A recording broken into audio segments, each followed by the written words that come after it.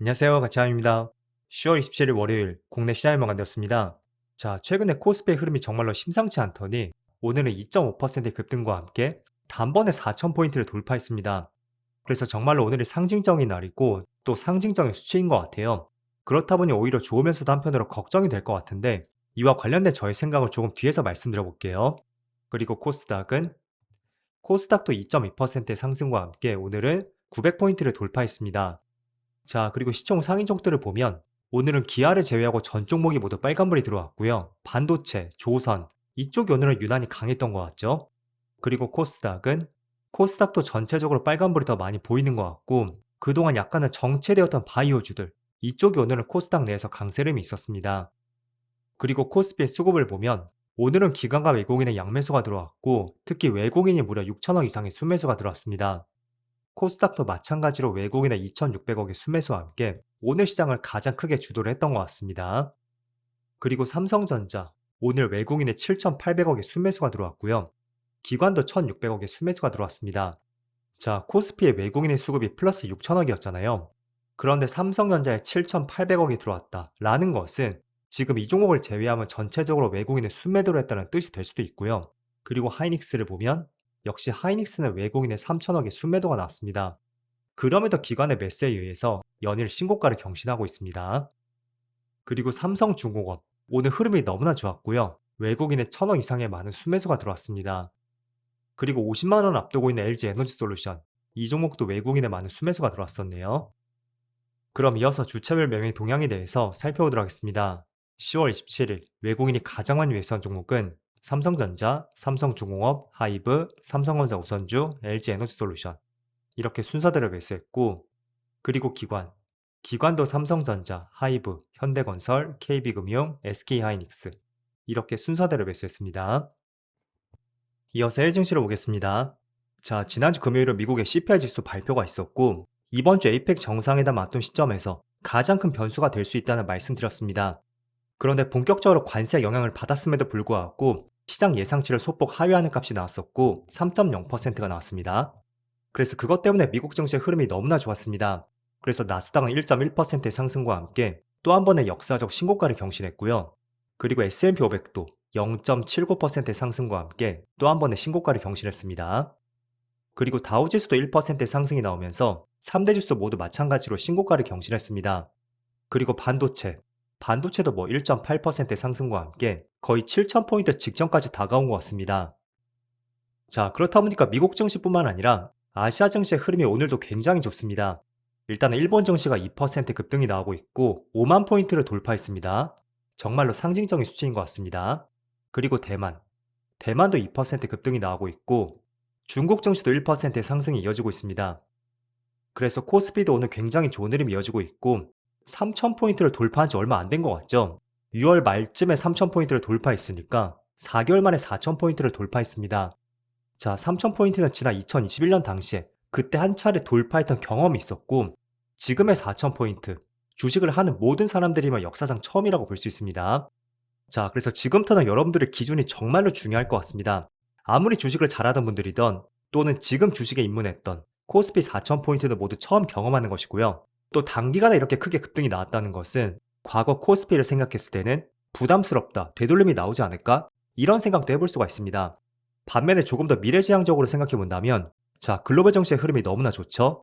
그리고 미국, 일본, 대만, 중국 모두 신고가를 경신하고 있습니다.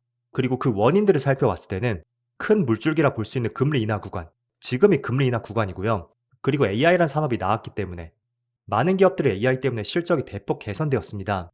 자, 그래서 그게 이번에 3분기 실적 추정치를 통해서 우리가 알 수가 있고요. 전년 동기 대비 무려 26% 급등이 나온 것입니다. 실적이 모두 26% 상승했다는 것은 주가는 실적에 수렴한다는 논리를 적용시켜 본다면 4,000포인트 그 이상 가는 것도 어찌 본다면 조금은 과열이라고 볼 수도 있겠지만 결코 못 갈 수 있는 그런 위치는 아닌 것 같습니다. 하지만 시장이라는 것이 어떤 하나의 변수에 의해서 또 급격하게 얼어붙을 가능성이 있으니까 저는 개인적으로 권장해 드리는 것은 두 가지입니다.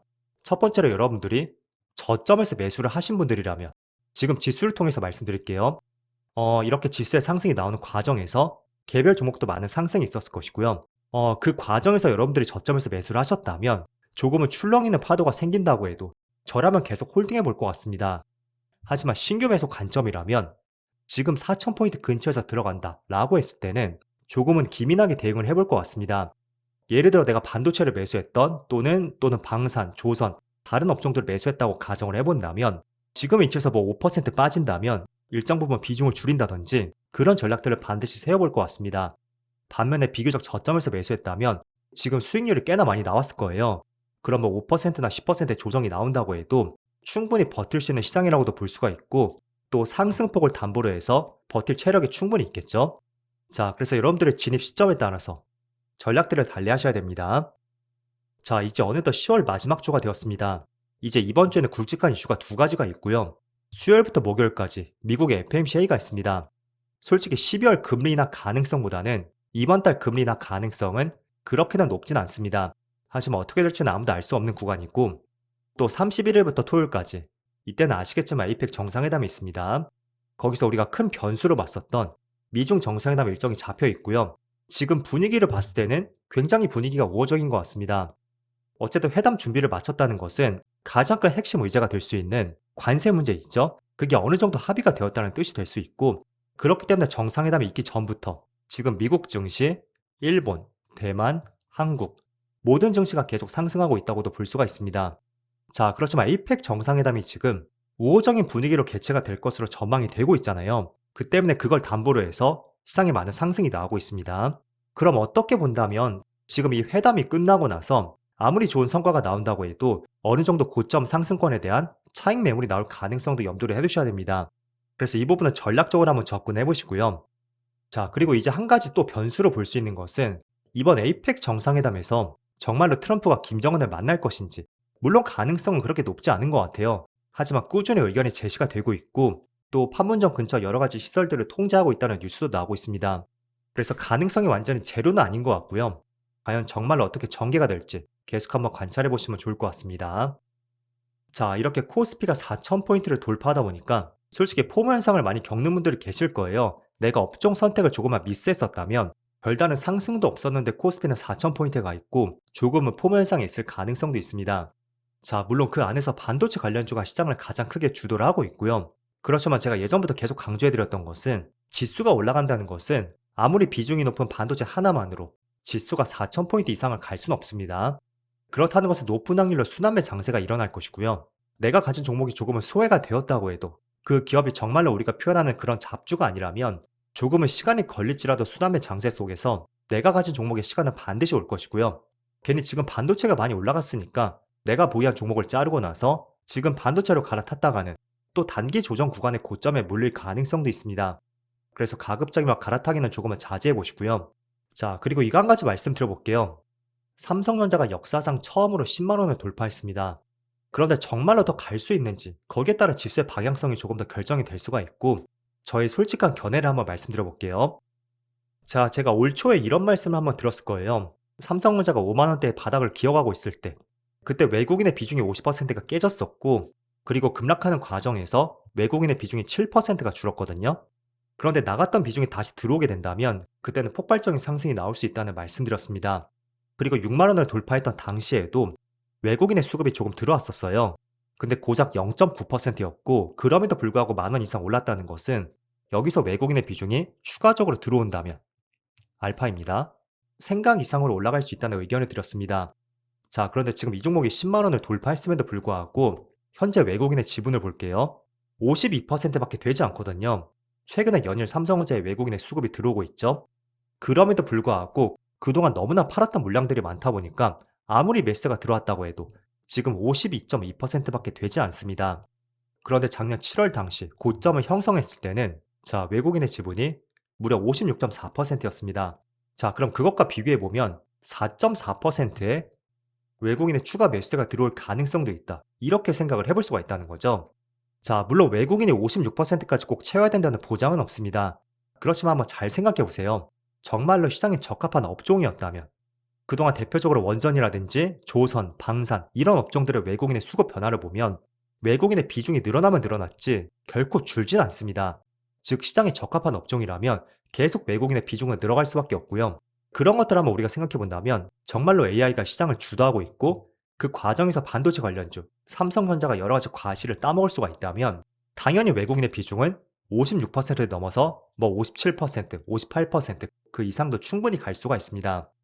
자, 예시로 하이닉스의 외국인의 수급 변화를 보면 최근에는 56%를 넘진 않고 있지만 지난 23년도 당시에 HBM 이슈로 올라오면서 그 전에는 뭐 40%대였고 50%, 52% 점점 외국인의 비중이 증가했습니다. 자, 그리고 방산 관련주 하나 에어로스페이스도 마찬가지죠. 또 두산 에너빌리티 이 종목도 동일합니다. 자, 그렇기 때문에 이 업종이 시장에서 정말로 적합한 업종이라면 외국인의 수급은 꾸준히 들어올 것이고요. 적어도 지난 고점 당시 추가적으로 외국인의 4.4% 비중만 들어온다면 저는 충분히 더 윗방향으로 가지 않을까? 그런 생각을 하고 있습니다. 그래서 이런 부분은 시장의 방향성을 참조하는 데 도움이 되었으면 좋겠고요. 자, 다만 어쨌든 시장이 지금 단기간에 큰 폭의 상승이 났습니다. 이제는 에이펙 정상회담도 긍정적으로 마무리될 가능성이 있으니까 그걸 담보로 시장에 선제적인 상승이 나왔다고 생각이 됩니다. 그래서 에이펙 정상회담이 만약에 정말로 성공적으로 끝났을 때 그때는 오히려 지수의 큰 상승보다는 재료 소멸, 새로운 뉴스로 인한 주가의 조정이 나올 가능성도 있으니까 역설적으로 오히려 회담이 긍정적으로 마무리되었을 때 그때도 차익 매물이 나올 가능성이 있다. 이 점은 꼭 반드시 생각을 해두셔야 됩니다. 자, 그래도 코스피가 4,000포인트를 돌파했다는 것이 개인적으로 정말 신기하고요. 이래도 되나 싶을 정도로 너무나 많은 상승이 이어지고 있습니다. 그 안에서 모두 수익을 보셨으면 좋겠고요. 어쨌든 쌀쌀한 날씨지만 오늘도 정말 고생 많으셨고요. 저는 내일 영상에서 다시 찾아뵙도록 하겠습니다. 모두 즐거운 저녁 되세요. 감사합니다.